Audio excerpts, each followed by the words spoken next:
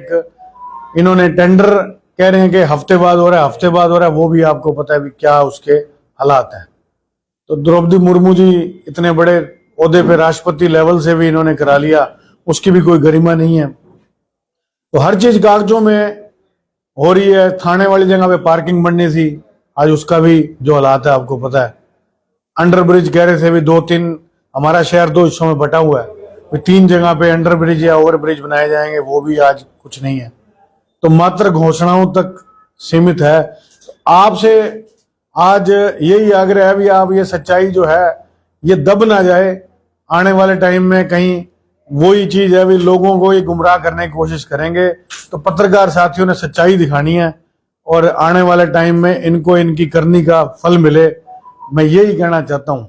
10 साल पहले कांग्रेस की सरकार भी रही, उसके बाद 10 साल बीजेपी ने भी राज कर लिया। क्या कांग्रेस को उस समय याद नहीं है कि शहर की क्या व्यवस्था है? देखिए, कांग्रेस पार्टी की जहां तक बात है, जो उस वक्त के जो जिस तरह के काम होने थे, यूनिवर्सिटी उस टाइम आई यहाँ पे, उसके बाद ये जो ओवरब्रिज बना हुआ है ये उसी टाइम में बना हुआ है। तो टाइम के हिसाब से जैसा जैसा आगे वक्त आया, ट्रैफिक का लोड बढ़ा और सब कुछ हुआ, चीजें हुई। अब जो 10 साल में जो आज राज कर रहे हैं, इनकी जो फर्ज है, जो इनका जो घोषणाएं की है, कम से कम जो जिसपे वाहवाही लूटते हैं कि हमने ये घोषणाएं की हैं, उनको तो अमली जमा पे लाना चाहिए ना। तो कांग्रेस ने उस टाइम नहीं किया था, तो लोगों ने बदल के इनको लाए थे। तो इनको उस पर काम करना चाहिए। अगर घोषणाएं की हैं तो उनको कहां तक वो पूरी हुई, क्या हुआ क्या नहीं हुआ, इनको ध्यान देना चाहिए। आपको मौका मिले तो आप क्या करोगे? हमने विजन है आपका? प्रायोरिटी पे हमारा यही विजन है कि जो घोषणाएं जो इन्होंने कर रखी हैं वो पूरी हों, और आने वाले टाइम पे जो और आज उसके बाद भी और चीजें चाहिए शहर को, वो भी आने वाले टाइम पे ध्यान करके देख के सारी चीजें पूरी होंगी। आप देख सकते हैं मेडिकल कॉलेज सबसे पहली जरूरत है, और ये नगर परिषद का जो भवन है वो पहली जरूरत है आज के टाइम पे।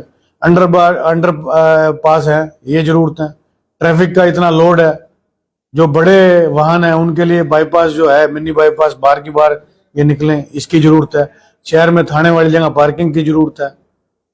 हौजरी क्लस्टर की यहाँ पे बहुत बड़ी जरूरत है। जो सबसे बड़ा मुद्दा है बेरोजगारी का, रोजगार के अवसर जो है वो चाहिए। आज हमारे युवा यहाँ से पलायन कर रहे हैं। आपने खुद आप देखो, आंकड़े निकाल के देखो, हमारे यहाँ पे 130 के करीब आईलेट सेंटर खुले हुए हैं, जो हर साल यहाँ पे हजारों की संख्या में हमारे बच्चे बाहर जा रहे हैं। वजह क्या मानते हैं, क्या लगता है? लंबे समय से राजनीति सिरसा में आप और आपके पिताजी कर रहे हैं, क्या वजह मानते हैं, क्यों विकास में कमी में सिरसा पीछे रह गया? देखिए, वही बात है भी, अगर हम आज ज्यादा पर्सनल विरोध पे अगर कोई बात करेंगे तो ये लगेगा भी ये ऐसा कर रहे हैं, हमें कभी मौका मिला नहीं। लेकिन जो हमारा विजन है, वजह यही है भी किसी ने इस ओर ध्यान नहीं दिया।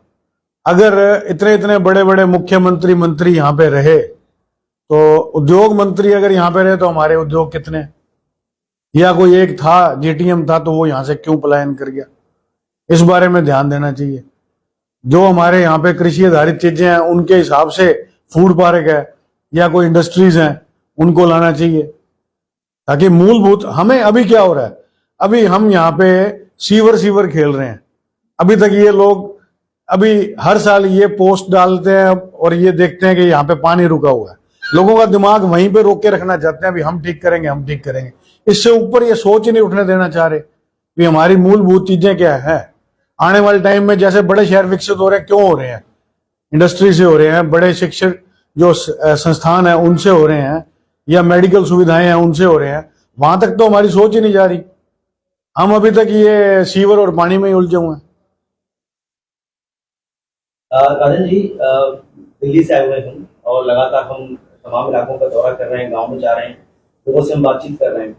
आपके विधानसभा क्षेत्र की जो सबसे बड़ी समस्या जो मुझे खासतौर पर देखने को मिली है वो है नशाखोरी की, नशा और बेरोजगारी। अगर आप गांव में घूमेंगे, लोगों से बातचीत करेंगे, जो ग्रामीण महिलाएं ना, उनकी परेशान है ना, वो रोती हैं और वो कहती हैं कि जितने भी नेता आते हैं, चुनाव के समय आते हैं, वादा करते हैं कि नशाखोरी को हम समाप्त करेंगे, हम बेरोजगारी को समाप्त करेंगे। चलो, महंगाई बड़ा विषय है, वो केंद्र का विषय है, लेकिन फिर भी समस्या तो है ही। तो उनका ये कहना है कि इस समस्या से अभी तक हमें निजात नहीं मिली है। सभी आते हैं, वादे करते हैं, वादे करके चले जाते हैं, हम बहुत परेशान हैं। जो इस समस्या को हमारी दूर करेगा, इस बार हम उसे ही मौका देंगे। तो इसके लिए कोई प्लान है आपके पास? बिल्कुल, मैंने आपको अभी इसी पे ही मैंने चर्चा की है, क्योंकि इसके लिए एक मास्टर प्लान होना जरूरी है। ये आपने बिल्कुल ठीक प्रश्न किया है कि किस तरह से बेरोजगारी ठीक है। बेरोजगारी इसी तरीके से दूर होगी, हमारे यहाँ पे जो चीजें हैं, चाहे वो किन्नू है, चाहे वो अमरूद है, चाहे वो हमारे यहाँ पे गेहूं है, चावल है, कॉटन है, इससे रिलेटेड जो कारखाने हैं उनके लिए यहाँ पे सब्सिडाइज करके उनके लिए कोई ब्याज माफी हो, सब्सिडी हो, गवर्नमेंट की तरफ से इकोनॉमिक क्लस्टर हो, तो हमारे यहाँ पे इंडस्ट्री आएगी और उस इंडस्ट्री में हमारा युवा जो है, पढ़ा लिखा युवा, वहां पे रोजगार उसके अवसर पैदा होंगे। और हमारे शहरी जो चीज देखने को मिली थी कि जिस गांव में भी हम जाते थे तो वो लोग कागज लेके घूमते थे, भी हमारा राशन कार्ड नहीं बना, हमारा पीला राशन कार्ड कट गया, या हमारा आयुष्मान कार्ड है, या हमारा वोटर आईडी नहीं बन पा रही, फैमिली आईडी को लेके बहुत समस्या थी, मेरी फसल मेरा ब्यौरा, इन्होंने सब चीजें पोर्टल पे कर दी।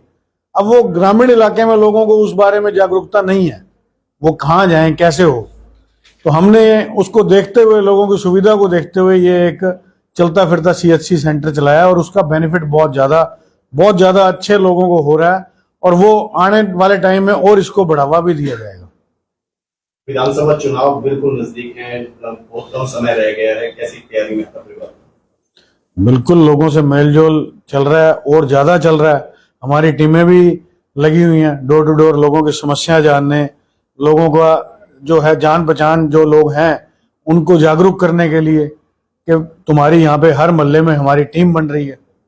तो ग्रामीण इलाके में हम दौरा कर चुके हैं 2-2 बारी, समस्या भी एकत्र कर रहे हैं और लोगों से मेलजोल भी बढ़ा रहे हैं। ये